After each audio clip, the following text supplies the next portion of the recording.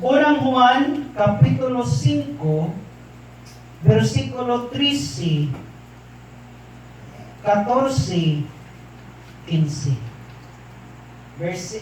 Chapter 5, versikulo 13, 14, o 15. Okay? Sa dili pa, ang mihangil si Brother Rudmar, ang po sa commercial.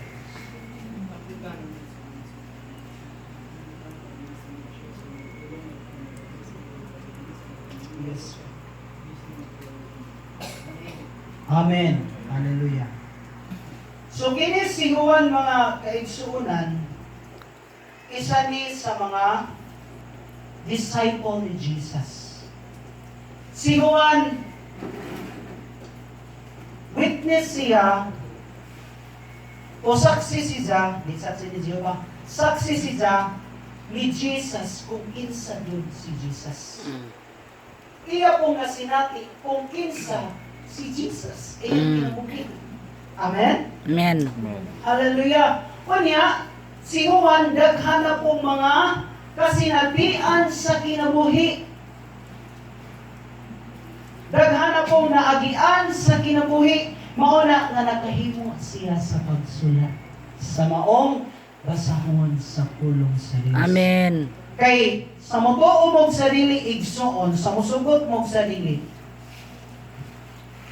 ang tao, ug nuna nyo'y dako nga experience, makahimo yun na siya pa sa pag-share sa iyang kaugalingon nga personal. Pero ang tao, kung way kasinatian, wag yun na siya ma-share. Amen. Amen? Pareha na ito igsoon, daghatang mga kasinatian. Mao na nga pinaagi sa mga testimony nga mo yung magikan, mauna kasi natin na ho ang kaayos Ginoo mauni. Pero ang kasinatian ni Juan igsoon wala ra sa atong kasinatian. Amen. Amen. Macho kay si Juan kay dili bagutbutan. Pero kita lang mga Kristohanon bisag ginagwera magbagut-buta usahay. Amen ba? Na ibang mga Kristohanon, wa pa gani nagkatunga sa experience ni Juan nila ni Apostle Paul sa iyang mga disciples, muiklamo na. Dogay, ding kuan. Ha? Yan na. Pinasipiat-sipiat ra.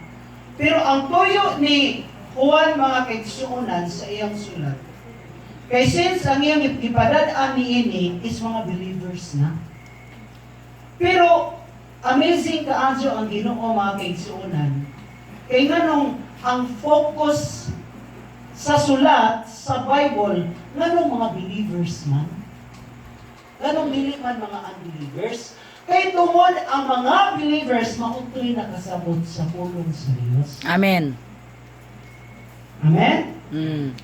Pero, ang wala makasabot sa pulong sa Diyos, mao gadyo to'y kusog mo. Balik lang. Amen. Tinuod dili. Correct. Tinuod igsoon. Hallelujah. Tinoo. Mao na nga iyang isulatan. Kaya nga naman, ang mga tao, bisan nakailan na sa Ginoo, niining panahon na, bisan aduna na sila pagtuo ni Ginoong Hesus, ang ilang kinabuhi. Ingana, ihapon.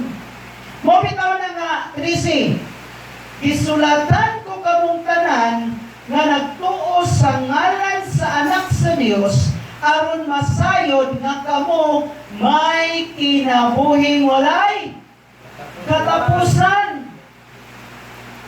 Kinay mga Kristohanon karon dili pa mo tuo igsuon. Mo bitaw na ang hinungdan di makapadadyon sa pagpangalagad sa Ginoo. Tinuod dili. Tinood. Kay niini nga panahon mga igsuon ang mga believers naa sila sa mga naka-experience sila o mga persecution.